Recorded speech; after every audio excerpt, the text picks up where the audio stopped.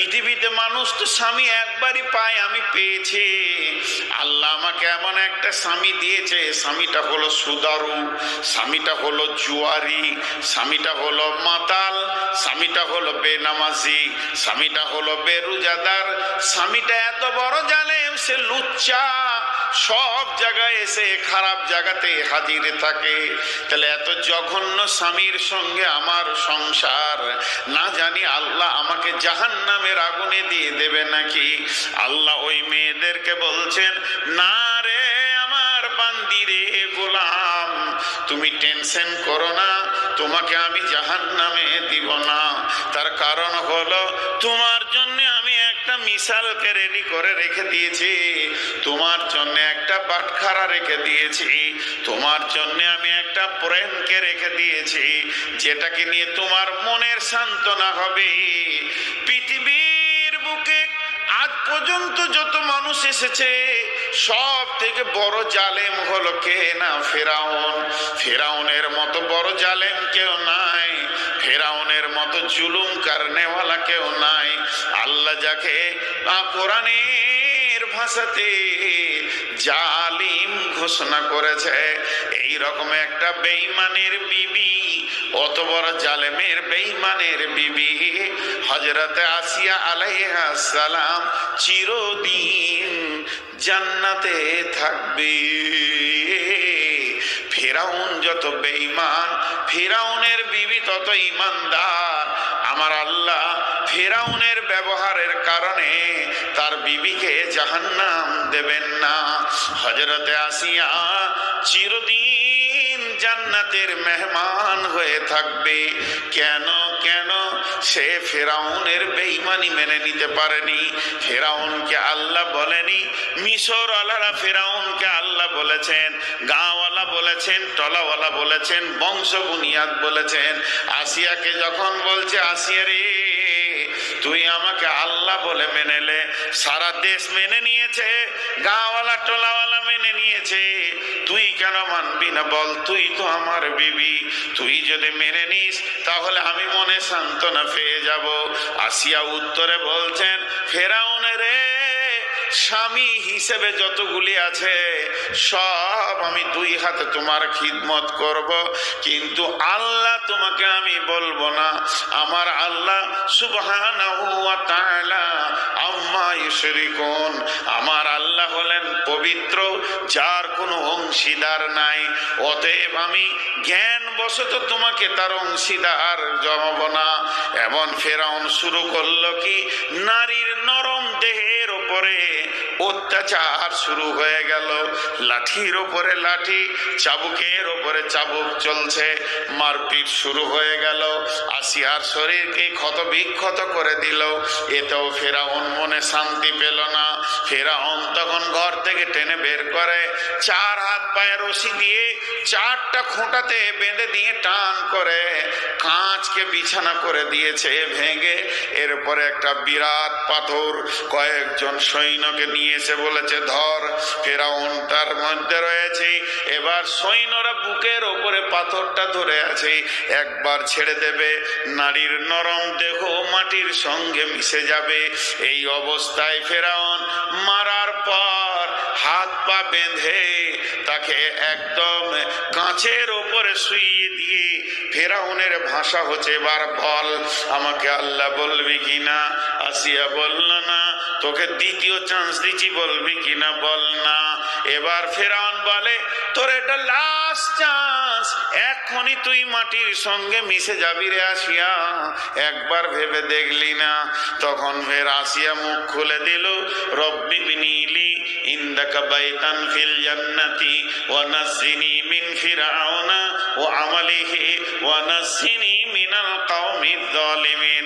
ওরে আমার মা, ওরে আমার বোন, মেয়েটা কত দামি ছিল, কি বলেছে আল্লাহ কোরআনে তুলে দিয়েছে, তার মুখের ভাষাগুলো কোরআনে চলে এসছে। কি বলছেন আল্লাহকে? রব্বি বিনিলি ইনদাকা বাইতান ফিল জান্নাতি, হে আমার রব তোমার জান্নাতে আমার ঘরটা বানাও। ওয়া নাজ্জিনি মিন ফিরআউনা, আমাকে ফেরাউন থেকে তুমি নাজাত দাও, ফেরাউনের জুলুম অত্যাচার থেকে তুমি আমাকে নাজাত দাও, আমাকে তুমি আশ্রয় দাও আল্লাহ। এর 3 নম্বর বললেন ওয়ানাজ্জিনি মিনাল কওমিজ জালিমিন, এই জালেম বংশতে আমার বিয়ে হয়ে গেছে, মাবুদ রে এই জালেম বংশ থেকে তুমি আমাকে বাঁচিয়ে দাও। এমন সময় ফেরাউন পাথরটা ছেড়ে দিল আর আসিয়া দুনিয়া থেকে চলে গেল। কিন্তু আমার রব তার আগে সমস্ত আসমানকে সরিয়ে ঠিক কুদরতি ক্ষমতাতে পৃথিবীর কেউ দেখুক না দেখুক, হযরতে আসিয়াকে আসমান থেকে জান্নাতের দরজা দেখিয়ে দিয়ে বলল, আসিয়া রে তোর মত আমার জন্য হচ্ছে রে আসিয়া, পৃথিবীর সব দরজা বন্ধ হয়ে গেছে তোর, কিন্তু আমি আল্লাহ তোর দরজা খুলে রেখেছি, তোর কোনো চিন্তা নাই, আমি আল্লাহ তোর ওপরে রাজি আছি। অতএব ফেরাউনের বিবি আসিয়া চিরদিন জান্নাতে চলে গেল। জি ভাই বোনেরা আমার, আবার একটা কালেকশন করবো 1 মিনিট। আর একটা আয়াত আছে, আজকের মতো শেষ করব। আর একটা আয়াত আছে, আজকের মতো শেষ করব, কিন্তু আর একবার আপনাদেরকে হাত তোলাবো, সামনে রোজা রাখবো ইনশাআল্লাহ। বলেন ইনশাআল্লাহ। আল্লাহ আমাদেরকে রোজা রাখার তৌফিক দান করুন, আল্লাহ আমিন। ভাইয়া এগুলো হচ্ছে তাবলীগি জালসার কালেকশন। রোজা আমরা রাখবো, জান চলে যাক তাও রোজা ছাড়ব না। রোজা তো প্রাইজ, বিরাট বড় প্রাইজ, আল্লাহ নিজে প্রাইজ, অতএব রোজা রাখবো। এবার শেষ আয়াতটা বলছি কাদেরকে, আমার বেটিদের জন্য বলছি, যে মেয়েগুলির এখানে বিয়ে হয়নি আজকে জালসা শুনছে, একদম ইয়ং ব্যাচেলিয়ার, ওদের যা বয়স আর আমার বয়স যা, তাতে ওরা আমার বেটি আমার পেটেই হয়েছে ধরেন। তো বেটিদেরকে বাপ হিসেবে 2টি কথা বলছি এই শেষ আয়াতটাকে দিয়ে। আর সেই সাথে আপনারা আমার খুব আপনজন, মালদার লোক আমাকে খুবই ভালোবাসে, তারপরে অত্র এলাকা কুমারগঞ্জ এলাকার লোক আরও ভালোবাসে। আমি বুঝতে পারি না, এখানে বেশ কিছু মহিলা যেগুলো আমার মা নাই, মায়ের জায়গাটা নিয়েছে, খুবই ভালোবাসেন, মনে করে যে এটাই আমাদের ছেলে। এই ভালোবাসার ঋণী আমি আপনাদেরকে জীবনে শোধ করতে পারবো না, না জানি কখন মারা যাব, আপনারা আমাকে ক্ষমা করবেন। কিন্তু আমার সুগার এখন 490 চলে গেছে, জিভ হাত পা শুকিয়ে যাচ্ছে, হাত পা কাঁপছে। এবছর যতগুলি জালসা করেছি 1.5 ঘন্টার ঊর্ধ্বে একটাও করতে পারিনি, আমার শরীর চলে না।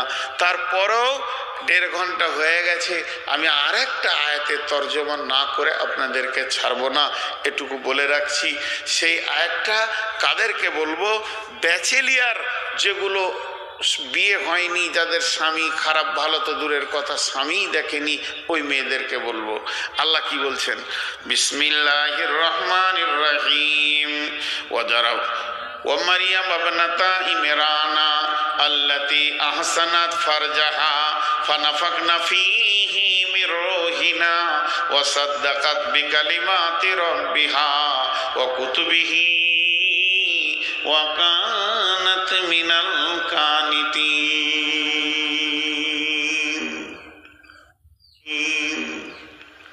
আমি আজকে ওদেরকে আপনি বলবো না, আমি বলেছি ওরা আমার পেটের বিটি, তো তুই করে বলবো, আমাকে আরো ভালো লাগবে যে আমার অনেক কাছের বিটি। বেটি মন দিয়ে শোন রে মা, তোদেরকে বলছি, আল্লাহ তাবারাক ওয়া তাআলা বলছেন, পৃথিবীর বুকে একটা যুবতীকে আমি চিরকুমারী রেখে দিলাম, যার গায়ে কোনো পুরুষ কোনোদিন হাত দেয়নি।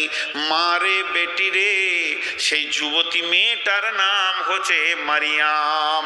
মেয়েটা কত দামি ছিল, আল্লাহ তার নামে একটা কোরআনে গোটা সূরা দিয়ে দিল।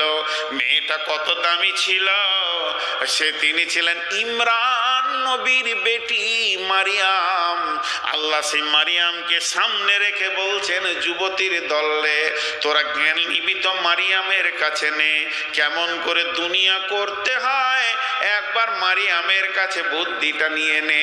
ও মারিয়াম ইবনাতা ইমরানা আল্লাতী আহসানাত ফারজাহা, আল্লাতী আহসানাত ফারজাহা, আল্লাতী আহসানাত ফারজাহা।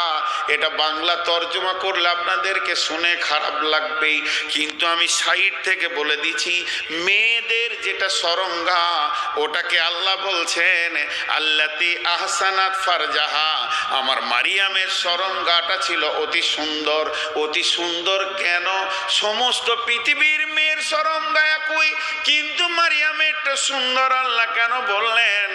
এই জন্যে, দেখতে সুন্দর এজন্যে নয়, কারণ তিনি সেটাকে পবিত্র করে রেখেছিলেন। পৃথিবীর কোনো লুচ্চাকে হাত দিতে দেয়নি, পৃথিবীর কোনো চরিত্রহীনকে তার সরঙ্গায় হাত দিতে দেয়নি, পৃথিবীর কোনো চরিত্রহীন লম্পটকে তার কাজ ঘেঁষতে দেয়নি। মেয়েটা কত দামি আল্লাহ তার প্রমাণ দিতে গিয়ে কোরআনে তার লজ্জাস্থানের কথাটা তুলে বললেন, আল্লাতী আহসানাত ফারজাহা। ওরে আমার বেটি রে, ওরে আমার বেটি রে, ওরে আমার সোনামানিক রে, তুমিও তো সেই মারিয়াম। মারিয়ামের কাছে যা ছিল তোমার কাছে তা আছে। আল্লাহ মারিয়ামকে দিয়ে বলছে, তোরা যেন জীবনে ভুলবশত কোনো লুচ্চাকে আপন ভাববি না। খালাতো ভাইকে সাবধান হয়ে যা, চাচাতো ভাইয়ের সামনে যাবি না, ফুফাতো ভাইয়ের সঙ্গে কথা বলা বন্ধ করে দে, গুনাহ হবে না। মামাতো ভাইয়ের পাশ দিয়ে হাঁটবি না, এরা হলো দাগা লুচ্চা, তোকে লুটে লিবে রে, তোর জীবনকে শেষ করে দেবে রে। অতএব আল্লাতী আহসানাত ফারজাহা ফানাফাকনা ফীহি মির রূহিনা ওয়া সাদ্দাকাত বিকালিমাতি রাব্বিহা ওয়া কুতুবিহি ওয়া কানাত মিনাল কানিতিন।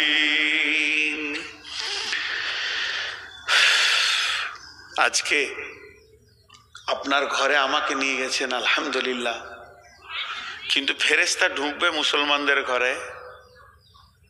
বলেন।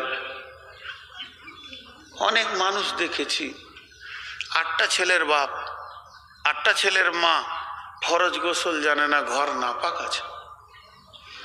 ওই হালাতে নামাজ পড়ছে, কেউ আবার হজ করে চলে এলো, গোসলের ফরজ জানে না, ঘর নাপাক হয়ে আছে, ঘর নাপাক হয়ে আছে, ঘর নাপাক হয়ে আছে। কিন্তু আপনার আমার ঘরে ফেরেশতা ঢুকছে না, আর মারিয়ামের গোসলখানাতে জিবরাইলের মতো ফেরেশতা। মেয়েটা কত দামি গো! জিবরাইলের মতো ফেরেশতা মারিয়ামের গোসলখানাতে দাঁড়িয়ে অপেক্ষা করছে। কি হয়েছিল ঘটনাটা? মেয়েরা গোসলখানায় ঢুকলে দরজা লাগিয়ে দেবে, ঝাঁপ ফেলে দেবে, কি কাপড় চোপড় দিয়ে দিল, শরীরে তো কাপড় ভালো থাকবে না। তখন মারিয়াম গোসলে ব্যস্ত, হঠাৎ দেখি একটা সুন্দর চেহারা যুবক দাঁড়িয়ে, আর ওইটা দেখার সঙ্গে সঙ্গে মারিয়াম বলছে, আল্লাহ যেন তোমাকে আমার থেকে হেফাজত করে, তোমার থেকে আমি আল্লাহর কাছে পানা চাইছি, যুবক তুমি আমার গায়ে হাত দিও না। কত বড় কথা! তখন জিবরাইল আমিন বলছেন, মারিয়াম, আমার সেক্স নাই, সেকশনও নাই, আমরা ফেরেশতা, আমাদের নারী পুরুষ নাই, আর আমাদের সেক্সের মতো কিছুই নাই। আমি পুরুষ নই, পুরুষের রূপ ধারণ করেছি, আমি হলাম আল্লাহর রহমতের ফেরেশতা জিবরাইল। আমি তোমাকে একটা সুসংবাদ দিতে এসেছি রে মারিয়াম, আল্লাহ তোমাকে কত ভালোবাসে রে। তুমি পৃথিবীর কোনো পুরুষকে তোমার গায়ে টাচ করতে দাওনি, চোখের ইশারা করতে দাওনি, পৃথিবীর কোনো পুরুষ তোমার পাশ দিয়ে হাঁটার ক্ষমতা রাখেনি, তুমি বডিটাকে এত পাক রেখেছো। আমার আল্লাহ তোমাকে একটা সুসংবাদ দিচ্ছে, তোমার মতো দামি পেটে আল্লাহ সন্তান নেবেন। মারিয়াম বলছে, জিবরাইল কোন পুরুষে হাত দিল না আমার গায়ে, আমি যদি মা হয়ে যায় সম্মান কোথা রাখবো রে জিবরাইল? কারণ একটা মেয়ে যতক্ষণ পর্যন্ত মা হয় না, যতক্ষণ পর্যন্ত পুরুষ স্পর্শ না করে, তাহলে আমাকে পুরুষ স্পর্শ করলো না, আবার আমি সন্তানের মা হয়ে যাব, সম্মান কোথা রাখবো রে জিবরাইল? আল্লাহ জিবরাইল বললেন, মারিয়াম তোমার মান সম্মানকে কমানো বাড়ানোর দায়িত্ব আল্লাহর। মারিয়াম চুপ হয়ে গেলেন। ফানাফাকনা ফীহি মির রূহিনা, জিবরাইল মারিয়ামের গায়ে একটা ফুঁক মেরে দিয়ে চলে গেলেন। মারিয়াম 1 মাসের ডেলিভারি 2 মাসের 3 মাসের নয়, সঙ্গে সঙ্গে 9 মাসের হয়ে গেল। বাচ্চা উতল পাতল করছে। এবার প্রসবের দিন কাছে এসছে। জিবরাইল আমিন বললেন, মারিয়াম আল্লাহ হুকুম করেছে তুমি খেজুর খাও আর পানি খাও, তোমার প্রসব যন্ত্রণা সমস্ত ভিটামিন কাজে লাগবে। আজ যদি মহিলাদের পেটে বাচ্চা চলে আসে আর ওই মেয়েটা যদি খেজুর আর পানি বেশি খেতে পারে, তাহলে জেনে নিতে হবে ওর সমস্ত রোগের বালাই থাকবে না, রোগ থাকবে না, সমস্ত রোগের শেফার কাজ করবে। যেহেতু কোরআনে মারিয়ামকে এই হুকুমটা করা হয়েছিল, খেজুর খাও আর পানি খাও। খেজুর খেলো আর পানি খেলো। এবং আল্লাহ বলেন, মারিয়াম তুমি মুখটা বন্ধ করে লাও, মুখের তালা খুলবে না। তোমার সম্মান কেমন করে বাড়াতে হয় আমি আল্লাহ দেখে লিছি। ঈসা আলাইহিস সালাম জন্ম নিল, পেটের বাচ্চা দুনিয়াতে চলে আসলো। আর যখনই জন্ম নিল, কোলে বাচ্চা নিয়ে মারিয়াম হাঁটছে বস্তির ভিতর দিয়ে। যার যত কথা সে তত কথা ছুটছে, যার যত মুখের ভাষা নোংরা খারাপ ভালো বলতেই রয়েছে। মারিয়াম চুপ হয়ে গেছে। আর 1 ঘন্টার 1 দিনের শিশু কথা বলছেন, হে আমার জাতি, ওরে আমার কম, আমার মাকে কেউ খারাপ বলবে না, আমার মায়ের ওপরে কেউ দোষ দেবে না, আমার মাকে কেউ কষ্ট দেবে না। আমি কে শুনে লাও, আমি আল্লাহর নবী ঈসা রূহুল্লাহ। আল্লাহ আমার মাকে আমাকে কিতাব দিয়েছে এবং আমার মাকে আর আমাকে সম্মানী করেছে। আমি পৃথিবীর সেরা সম্মানী ব্যক্তি, আমি হলাম আল্লাহর নবী ঈসা রূহুল্লাহ। যতটি বেটা ছেলে আছেন একবার জোরে বলেন তো মুখ খুলে, মারিয়ামের দাম কমেছে না বেড়েছে? বেড়েছে। শুধু বেড়েছে নাই, ওর সম্মান আমাদের দেওয়ার ক্ষমতাই নাই। সে তাকে আল্লাহ নবুয়তি টাইটেল দিয়েছেন। তাহলে আমি আমার যুবতী বেটিগুলোর হাত ধরছি একবারের জন্যে, মনে মনে কর তোরা যে তোদের বাপ হাত ধরে বলছে, বেটি লুচ্চা থেকে দূরে থাক, বেটি লম্পট থেকে দূরে থাক। আল্লাহ তোকে সুসন্তানের মা বানাবে, তোকে বড় আলিম হাফিজের মা বানাবে বেটি রে। এমন সন্তান তোকে দিবে, সারা বিশ্ব জুড়ে তোর নাম হবে, কলিজা ঠান্ডা হয়ে যাবে। শর্ত হচ্ছে লুচ্চা থেকে দূরে থাকতে হবে। লুচ্চাকে দিয়ে বাচ্চা থাকার জায়গাটা যদি তুই নোংরা করে দিস, আল্লাহ ওখানে ভালো মানুষকে পাঠাবে না। নোংরা জায়গায় ভালো মানুষ থাকবে? আমাকে ছাগলে গোয়ালে থাকতে দিবেন আজকে রাতে? তো নোংরা জায়গায় ভালো মানুষ যেমন থাকবে না, তোর নোংরা জায়গায় কোথাও থাকবে না। বাংলাদেশে আমি একটা উদাহরণ দিয়েছিলাম, তো আমার পিঠে একজন থাপ্পড় মেরেছিলেন, সুবহানাল্লাহ, ভালো লাগলো। আজকেও সেটা তোমাদেরকে বলছি। এই যে বিয়েতে ভোজ টোজ হয়, জলসাতে হয়, তো খেতে দেয় কিসে দিচ্ছে? শালপাত। শালপাত এখন নাই, কাগজের পাত। তো কাগজের পাত আর একটা হচ্ছে চীনামাটি কড়ির থালা। দেখেছেন চীনামাটি কড়ির থালা? অতি সুন্দর, দামি, ওজনওয়ালা। তো মানুষ যখন খেতে বসে তো কড়ির থালাটাকে কাছে টানে আর নিজেও এমনি করে বসে। তো থালাটা মনে মনে করে আমাকে ভালোবাসছে কত রে। আর থালাতে ময়লা থাকলে সাফ করে, দাগ থাকলে এমনি করে তুলে, এই পানি দাও তো ধোই। তেমনি কাগজের থালাটাও যখন খেতে বসে তেমনি করে কাছে টানবে। কেউ ভাত দিতে, দাদা দাদা ভাত দিস না, একটু ধুতে হবে, ময়লা আছে, ধোই। তো থালাটা মনে মনে করে আমাকে কত ভালোবাসছে রে। কাগজের থালাও কেউ ভালোবাসা দেওয়া হয়, কড়ির থালাকেও ভালোবাসা দেওয়া হয়, কিন্তু খাওয়া যখন শেষ হয় একটাকে এমনি করে মুচড়ে ধরে ওই দিকে একদম, আবার ভালো জায়গায় লয়, নোংরা জায়গায় ফেলে দেয়। আর একটাকে সার দিয়ে ভালো করে সাবান দিয়ে ধুয়ে গামছা করে মুছে শোকেসে তুলে দেয়। দুপুরে ভাত খেয়ে ফ্যানটাকে চালিয়ে দিয়ে মুখে একটা পান নিয়ে আস্তে আস্তে চাবায়া থালাটা দেখার মনে মনে করে কত ভালো রে। তো এই দুটো কেন উদাহরণ দিলাম? কাজ একই, একজনাকে খেয়ে ছুঁড়ে ফেলে দেয় আর একজনাকে নিয়ে মনের আনন্দ পায়। স্ত্রী হলো কড়ির থালা, প্রেমিকা হলো ওই কাগজের থালা। প্রেমিকাকে যখন চাটবে তখন কাছে টানবে, চাটা হয়ে গেলে ছুঁড়ে ফেলে দেবে, ওর দিকে তাকিয়ে দেখবে না। আর বিবিকে ব্যবহার করবে, কাছে রাখবে, কাছে শোয়াবে, আবার চোখের সামনে ঘুরবে ফিরবে, দিলটা ভরে যাবে যেটা আমার বিবি। এই দুটার মধ্যে পার্থক্য আছে। হে আমার বেটি, আমি তোমাদের আব্বা হাতটা ধরে বললাম যে তোমরা লুচ্চাদের পাল্লায় পড়ে যেও না। এখন আপনাদের সামনে একজনও উঠবেন না, কি নারী কি পুরুষ, দুটি কথা বলবো, সময় বেশি লিব না, একজনও উঠবেন না। জোরে বলেন ইনশাআল্লাহ। তো আজকে টোটাল বক্তব্যটা একটু টেনে দিই। শুরু থেকে আমি বক্তব্য শুরু করেছি দাম্পত্য জীবনকে সামনে নিয়ে। আজকে বউদেরকে একটু রেস্ট দেন, ছেলের পেছনে সময় দিতে দেন, সমাজ সুন্দর সন্তান পাবে। দ্বিতীয় নম্বর হলো মা, তুমি তোমার বেটিটা ভাবিও না, বৌমাটা ভাবো। বেটি যার ঘরের বৌমা সেখানে যে ভাবনা নিবে। অতএব নিজের বউকে বেটি চোখে মনে করে নাও, তুমি সুখের ভাত মদ পর্যন্ত খাবে। বোনেরা, ভাবিদেরকে মনে করো যে আমার ভাইয়ের বান্ধবী, মহব্বতের আল্লাহর দেওয়া একটা সঙ্গিনী, মাঝে ফাটল হতে যেও না। বোনেরা, শেষকালে ভাতিজাদের হাতে ভাত পাবে না, ভাতিজারা তোর বাপের ভিটাতে উঠতে দিবে না, লাঠি নিয়ে দাঁড়িয়ে থাকবে। কত ফুফু কাঁদে, কত বেটি কাঁদে যে বাপ মা নাই বলি বাপের ভিটা যেতে পাই না।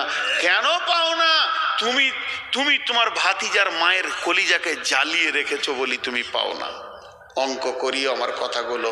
শেষ দিকে বললাম স্বামী নেককার কিন্তু মেয়ে গুনাহগার, স্বামীর বদৌলতে জান্নাত পাবে না, নিজেকে আমল করতে হবে। দ্বিতীয়তে বললাম স্বামী বদকার, মেয়ে পরেশগার, আল্লাহ জান্নাতে দেবেন, তোমার স্বামীর জন্য জাহান্নামে দেবে না। শেষকালে আমার বেটিদের হাত দুটা ধরে বললাম লুচ্চা থেকে নিজেকে বাঁচাও। ভাইয়া, আমি আপনাদের কাছে